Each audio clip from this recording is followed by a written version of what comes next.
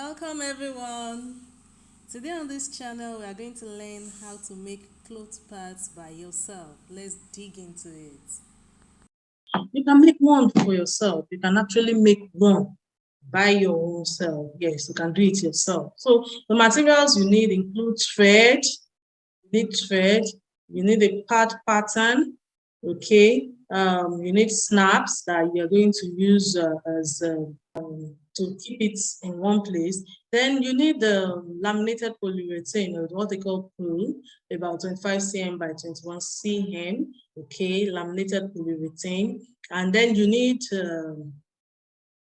the towel clothes, which is cotton, okay, cotton, pure cotton, 100% pure cotton. You know, that's it. The cotton part is the part that will stay next to your skin so as to keep it as natural as possible, while the pool will be the, the part that faces your underwear to keep it leak free.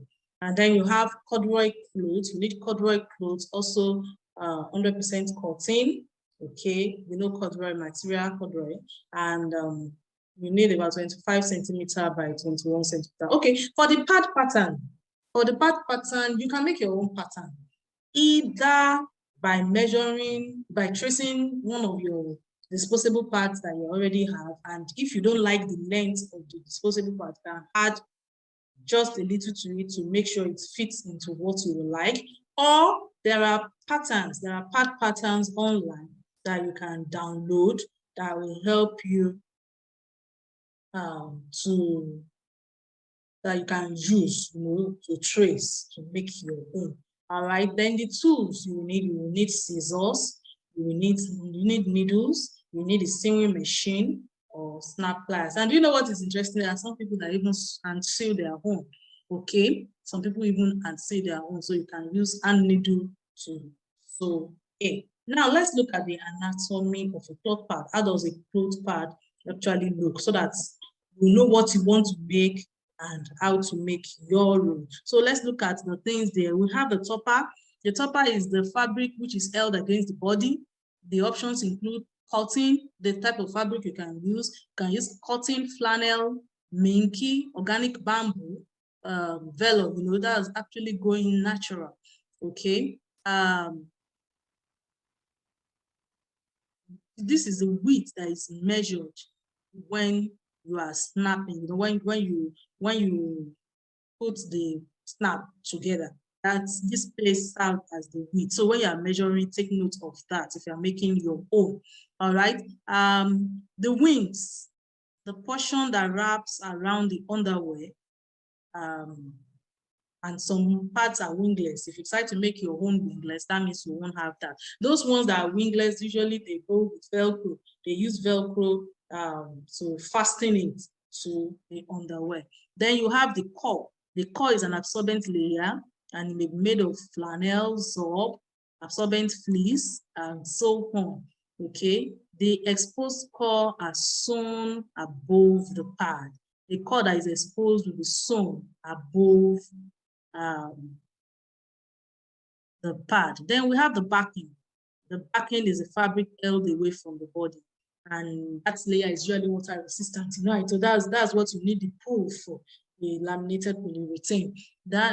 It's water resistant, and unless you are making use of liners, or unless you are doing it in party liners, but they are usually water resistant. And the option includes water repelling fleece, windproof, pool, and so on. All right, then the edge stitch, this stitch that goes around the edge. Okay, I believe you can see where my cursor is going around. That edge stitch is it attaches the topper to the bottom layers. There are several variants of it. It could be turned and top stitched. If you have idea of sewing, it could be turned and top stitched. That's the most popular edge stitch. Or it could be serged if you have a machine that can note and this is also known as overlocking. And this tends to be thinner than the turned and top stitch, which is called the T&T. Okay, so it's either it is turned and top stitch or stitched. That you need a sewing machine to be able to do this overlocking. All right, this material here, you have the waterproofing layer. Is not present on all parts. Some parts don't have it, but it may be hidden between the backing and the core. Backing and the core. Okay, or exposed. Some use it as backing. Okay, so in some parts we only have 3 layers: the topper, the core, and the pull, which will now serve as the backing. Or some has the pull and then additional water resistance and leak proofing. Okay, so these are different part shapes or part patterns that can be used. You have the straight pattern, the flat pattern, the rounded pattern, and the squared pattern. Those are patterns of cloth pad. Of course, like I said, you can download pad patterns online and then use them, trace them. So if you're making yours, how do you go about it? Make sure you pre-wash the fabric to test the absorbency, and all that. Then print your pattern if you are printing. If you are making your own, make your pattern, assemble all the materials you need, iron your topper very well. It makes your sewing neater. Then trace your pattern on the back of the topper, okay, using the washable pen or tailor's chalk, if that is what you have. Trace your pattern on the back. Why are you tracing it on the back? So that it will not be on the front and deface it. Just trace it at the back, the wrong side. Then trace your core and cut out core materials. Whatever materials you want to use for your core, cut it out. Then pin, glue, or baste your core to the topper.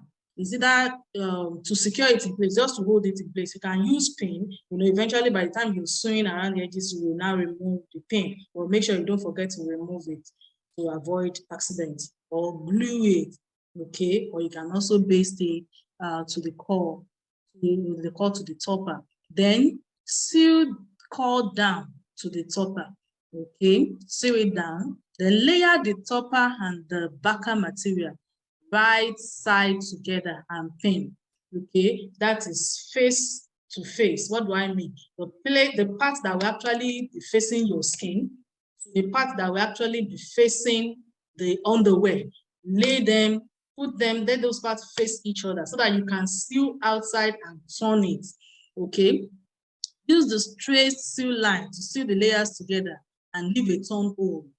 Okay, if you know about sewing, you know what the turn hole, just a small hole at the center so that you can use that to turn it the right way. Because when you sew it that way, you have it the wrong way. Then by the time you turn it the right way, all your sewing will be inside to make your pad look very neat. Then use pinking shears to trim around the entire pad. Okay, leave extra fabric on the turn hole to tuck or stop stitching. Then turn the pad right side out. Use something with a point to poke edges in edges. Then iron the flat. Iron it out flat. Of course, like what I'm saying here again, you'll understand it if you have some idea of sewing. Before you turn, you have to trim so that by the time you turn it, the edges will look neat. Okay, and then by the time you turn it out, there are some edges, especially the flaps, that might not be totally torn. So you might need to use a sharp object like your scissors to push that part out and ensure everything comes out well. Then you top stitch around the entire edge of the pad. And I've told you, either you top stitch or you serge, depending on the machine you have available for you. If you are using your needle and thread to do that, you just sew all around the edge of the pad. Then you add your snaps. Congratulations, that is it. You have done your own clothes pad. So if you're able to do it, you can even save more money on getting this pad. So at this point, I'll say if you have any question, please drop a comment, drop a question for me in the link below. Just drop a question and I will be there to answer your questions. And I say thank you very much for listening. Thank you very much for watching. And Yeah, I'd like to see you be more environmental friendly, environment conscious in everything we do, including with our menstruation.